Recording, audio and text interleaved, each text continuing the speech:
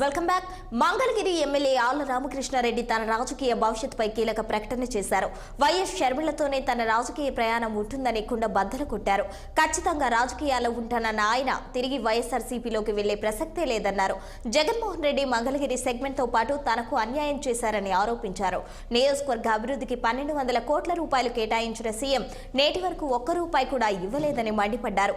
మంగళగిరి, కుప్పం, గాజువాక, భీమవరం లాంటి విశిష్ట నియోజకవర్గాల్లో వైసీపీ గెలవాలంటే ఆ నియోజకవర్గాలే ఎంత అభివృద్ధి చేయాలో అంతగా చేపట్టలేదని విమర్శించారు.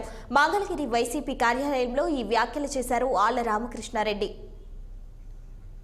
ప్రచారం లేదండి, ఇవన్నీ ప్రచారాలే. ముఖ్యమంత్రి గారికి తెలుసు, జగన్మోహన్ రెడ్డి గారికి నాకు తెలుసు ఏం జరిగింది, అసలు ఏమైంది అని. అవన్నీ అపోహలేండి.